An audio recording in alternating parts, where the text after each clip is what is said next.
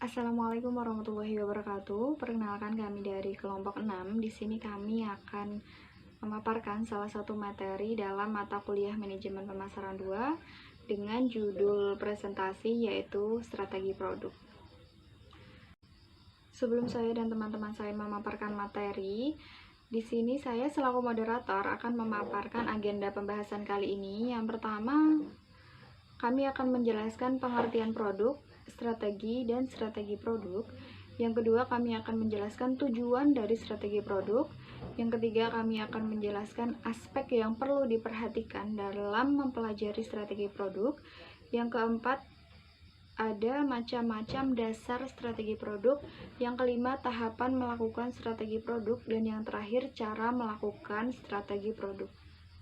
Sebelum ke pembahasan lagi, izinkan saya memperkenalkan diri saya dan memperkenalkan teman-teman saya yang ada di kelompok ini. Yang pertama ada Muhammad Azura Ziaul Haq, yang kedua ada Sri Intama, yang keempat ada Nigel Dewi Elisian, yang keempat ada saya sendiri, Wulan Sari, yang kelima ada Dina Nafira Atmarulina, dan yang terakhir ada Anissa Nurrahma.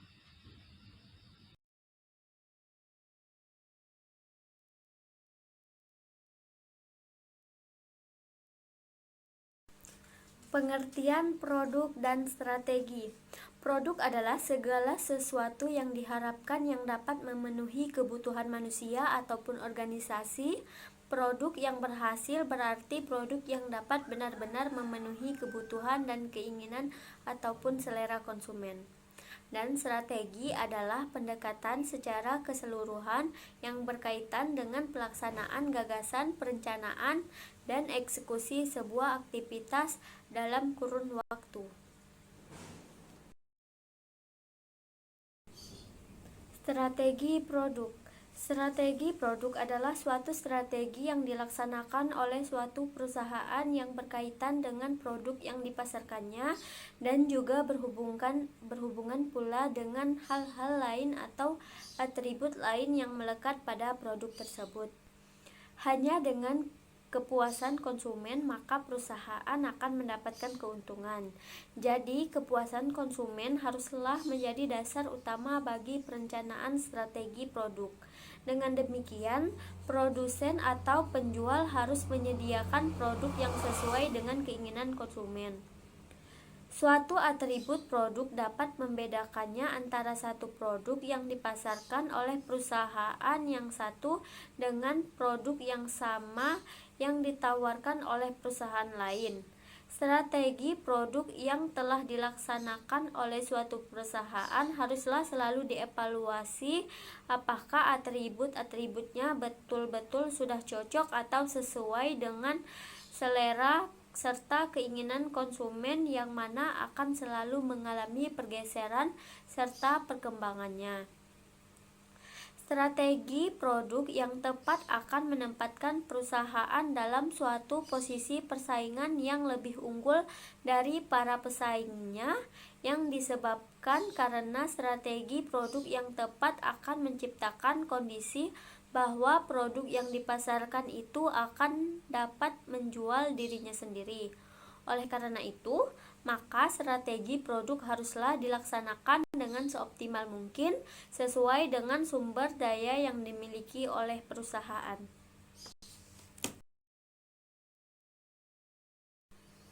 Tujuan strategi produk. Secara umum, tujuan dari strategi produk baru adalah untuk memenuhi kebutuhan konsumen, memperkuat reputasi merek produk di pasar, serta untuk meningkatkan daya saing merek produk perusahaan di pasar sasaran.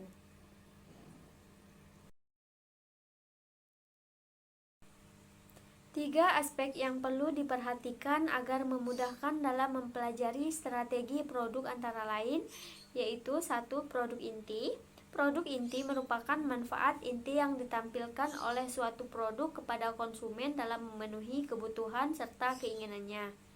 Dengan kata lain, manfaat produk yang diharapkan itulah yang merupakan produk inti. Dengan demikian, tugas utama pemasaran adalah menjual manfaat inti dari produk yang dipasarkannya.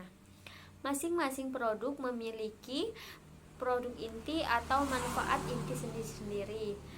Dalam membahas masalah produk inti, dapat menghubungkannya dengan suatu konsep yang dikenal sebagai generik produk atau pangkal produk, yang merupakan manfaat utama atau pangkal manfaat dari suatu produk. Suatu produk memungkinkan memberikan manfaat-manfaat tambahan yang lain lagi kepada konsumen.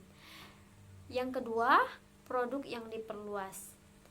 Produk yang diperluas mencakup berbagai tambahan manfaat yang dapat dinikmati oleh konsumen dari produk inti yang dibelinya, yang dapat berupa pemasangan instalasi, pemeliharaan, pemberian garansi, serta pengirimannya. Semakin banyak manfaat yang diberikan atau ditambahkan dalam suatu produk akan memberikan keberhasilan produk tersebut di pasaran. Perluasan manfaat suatu produk dapat dilakukan dengan memahami serta kemudian menerapkan suatu konsep yang disebut dengan generic needs atau pangkal kebutuhan. Pangkal kebutuhan adalah manfaat real yang dibutuhkan dan diharapkan oleh pembeli terhadap produk yang dibelinya itu. Dan yang terakhir, produk formal. Produk yang merupakan penampilan atau perwujudan dari produk inti maupun perluasan produk.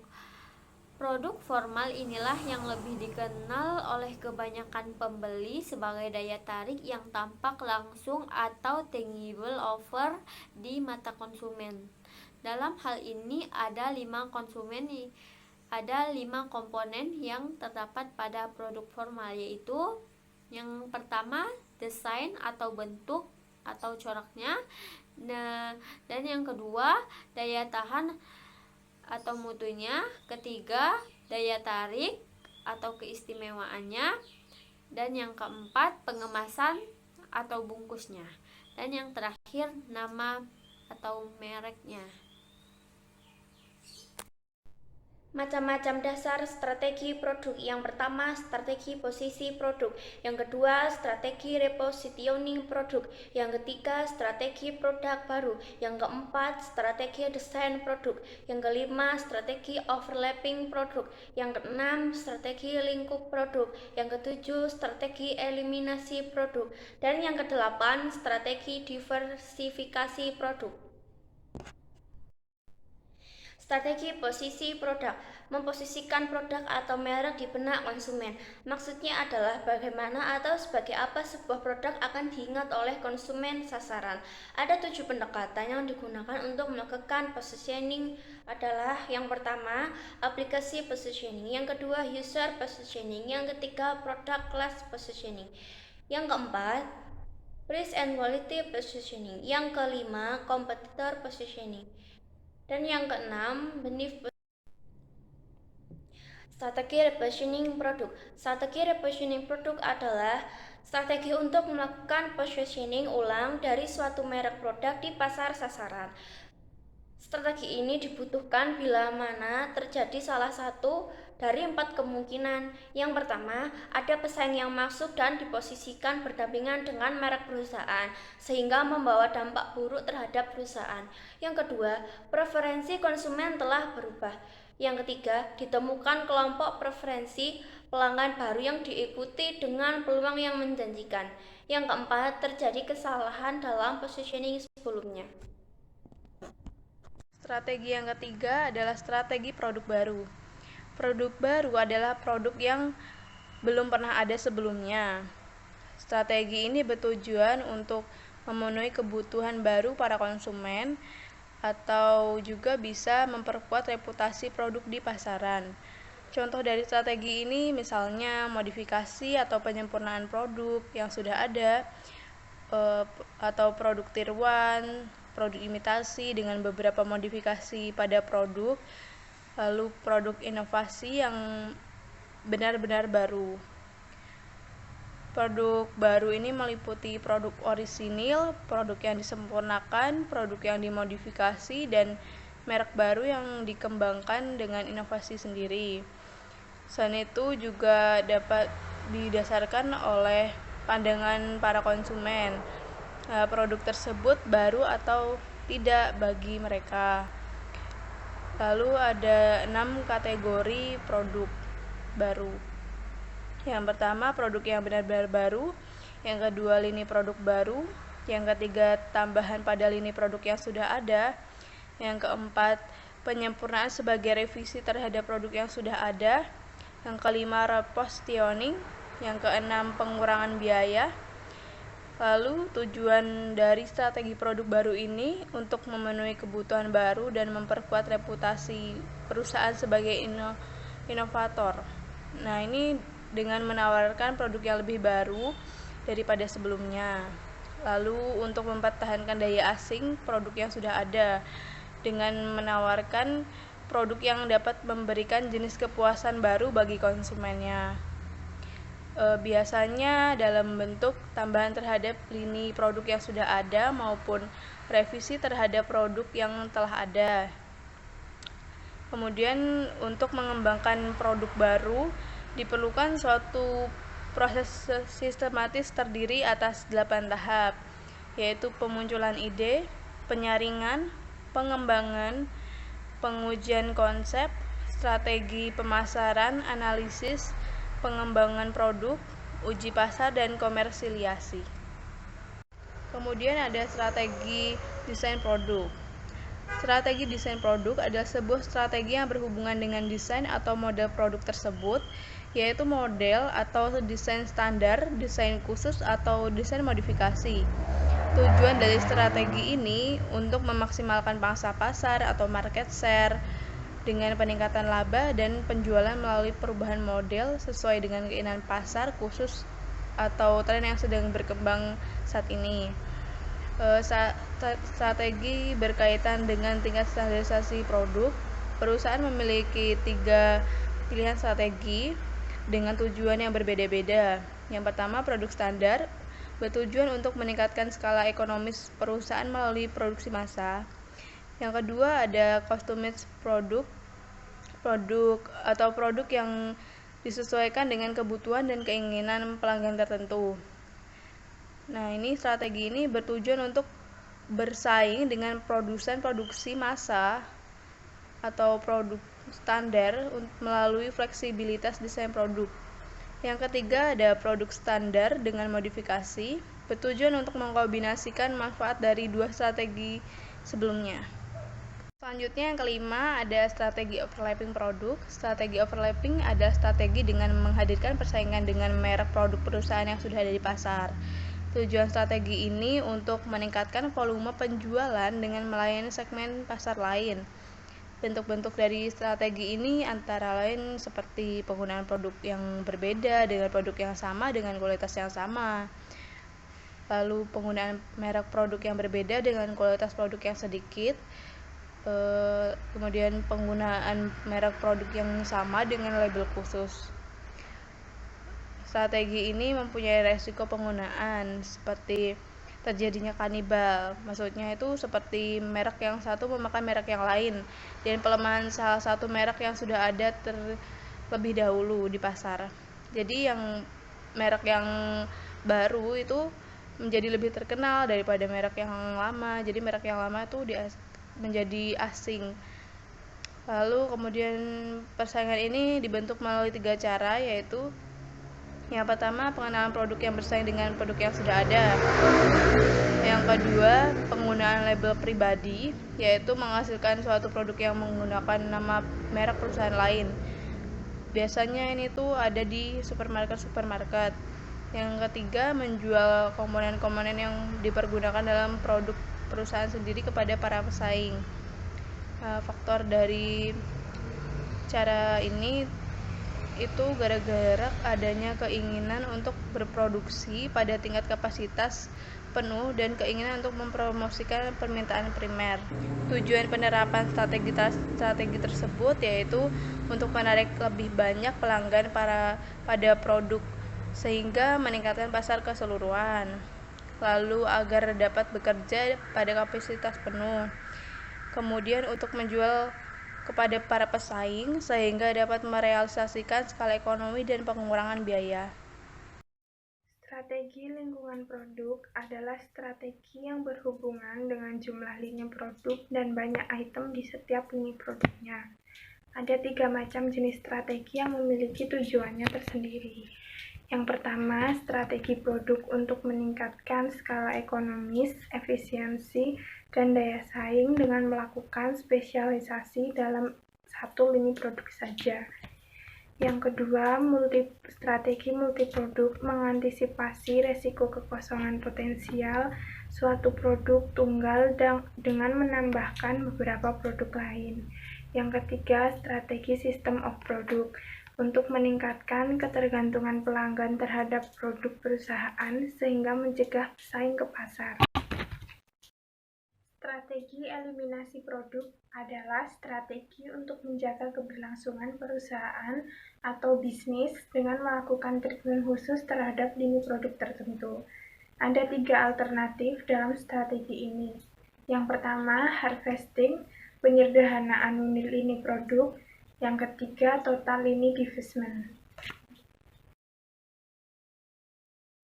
Strategi diversifikasi produk adalah strategi untuk mengembangkan produk atau pasar yang baru. Secara garis besar, strategi diversifikasi dikembangkan dengan berbagai tujuan antara lain.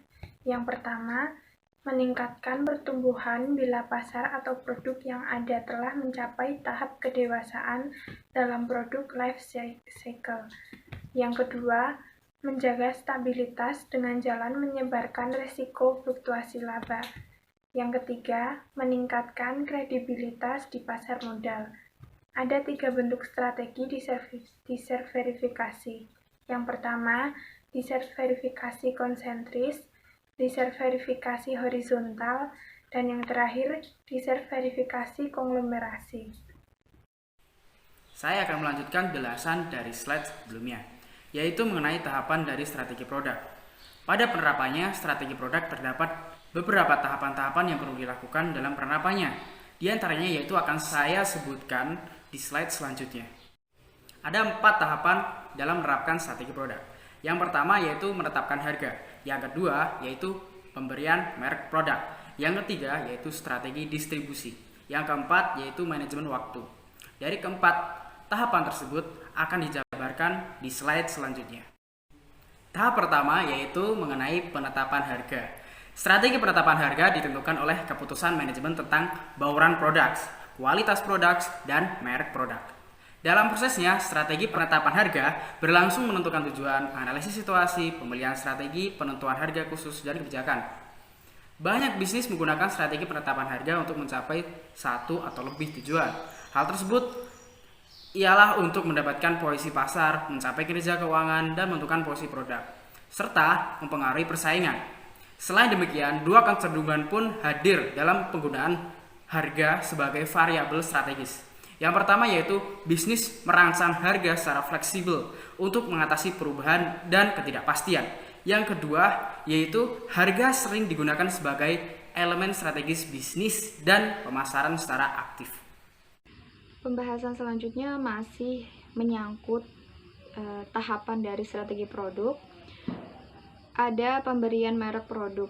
Berbagai strategi pemberian merek dapat dilakukan dalam upaya mendukung pembentukan citra merek atau image dari merek. Nah, strategi pemberian merek produk ini ada 6 pilihan yang dapat dijadikan sebagai alternatif pemberian merek. Yang pertama ada strategi tanpa identitas. Yang kedua ada strategi merek sendiri. Yang ketiga ada strategi merek bisnis. Yang keempat ada strategi lini produk. Yang kelima ada strategi merek khusus. Dan yang terakhir ada strategi kombinasi. Apa sih yang dimaksud dengan strategi tanpa identitas, strategi merek sendiri, dan lain sebagainya?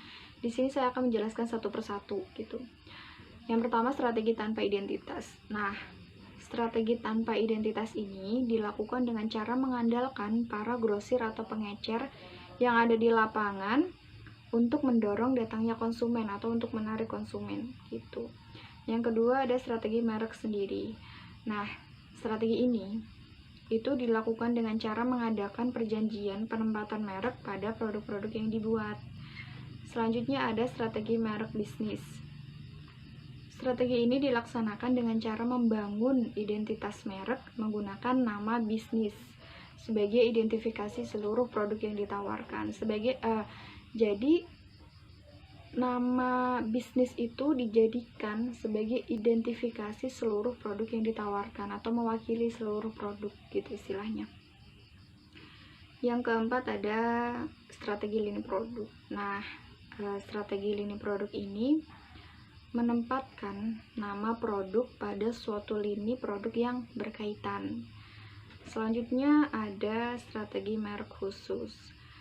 Strategi merek khusus ini maksudnya adalah memperhatikan produk-produk tertentu yang diproduksi atau produk yang sering dibeli oleh konsumen. Jadi perusahaan cuma memperhatikan produk ya yang benar-benar sering dibeli oleh konsumen gitu. Lalu yang terakhir ada strategi kombinasi. Yang tidak lain dan tidak bukan adalah integrasi dari kelima strategi atasnya tadi. Ada strategi tanpa identitas, strategi merek sendiri, merek bisnis, lini produk, dan lain sebagainya. Jadi strategi kombinasi ini merupakan integrasi dari kelima produk yang telah dikemukakan gitu. Dengan kata lain, perusahaan itu menggunakan lebih dari satu strategi gitu, teman-teman. Selanjutnya ada strategi distribusi. Strategi distribusi itu apa sih? Distribusi itu apa sih gitu. Jadi strategi distribusi ini merupakan upaya produsen agar produk itu sampai ke tangan perantara atau pelanggan akhir, dengan tujuan untuk memastikan bahwa konsumen itu menemukan produk mereka dalam jumlah dan waktu yang tepat gitu. Ada 3 jenis pendekatan distribusi yang umum dilakukan dalam suatu perusahaan gitu di Indonesia sendiri. Yang pertama ada distribusi intensif, yang kedua ada distribusi eksklusif, yang ketiga ada distribusi selektif. Apa sih distribusi intensif itu gitu? Jadi, distribusi intensif ini maksudnya adalah perusahaan mendistribusikan produk ke sebanyak mungkin tempat melalui berbagai distributor. Jadi sasaran tempatnya itu juga banyak, distributornya pun juga banyak gitu. Selanjutnya ada distribusi eksklusif.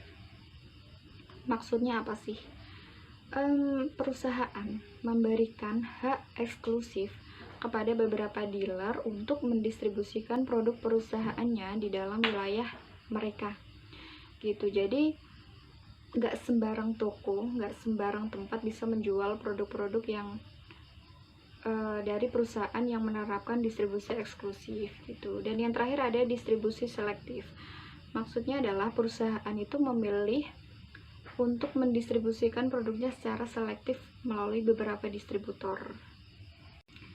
Selanjutnya adalah manajemen waktu. Manajemen waktu itu apa sih? Jadi manajemen waktu itu merupakan perencanaan, pengorganisasian, penggerakan, dan pengawasan produktivitas waktu. Nah, kualitas manajemen waktu ini berpedoman pada 4 indikator. Gitu, ada 4 indikator. Yang pertama ada tetap merencanakan, yang kedua tetap mengorganisasikan, yang ketiga tetap menggerakkan, dan yang keempat ada tetap melakukan pengawasan. Materi terakhir dari kelompok kami yaitu cara melakukan strategi produk. Jadi gimana sih cara melakukan strategi produk sendiri itu? Salah satu cara untuk melakukan strategi produk yaitu dengan lewat merek atau melalui merek. Merek itu adalah nama dan identitas dari suatu produk. Kalau menurut Kotler, merek itu dijabarkan sebagai suatu nama, simbol, tanda, identitas, desain, kombinasi, dan lain sebagainya, dan ditunjukkan untuk mengidentifikasi barang atau jasa dari seseorang penjual atau kelompok penjual untuk membedakan produknya dari para pesaingnya. Nah, dengan adanya merek ini, itu bisa membuat produk yang satu beda dengan produk yang lain. hope-nya itu diharapkan akan memudahkan konsumen dalam menentukan produk yang akan dikonsumsinya berdasarkan berbagai pertimbangan serta menimbulkan kesetiaan terhadap suatu merek atau yang biasa disebut brand loyalty gitu. Nah, kesetiaan konsumen terhadap suatu merek atau brand yaitu dari pengenalannya, pilihan dan kepatuhan pada suatu merek gitu, teman-teman. Sekian presentasi dari kelompok kami. Apabila ada salah kata, salah ucap, dan lain sebagainya, mohon dimaafkan. Wabillahi taufiq wal hidayah, fastabiqul khairat. Assalamualaikum warahmatullahi wabarakatuh.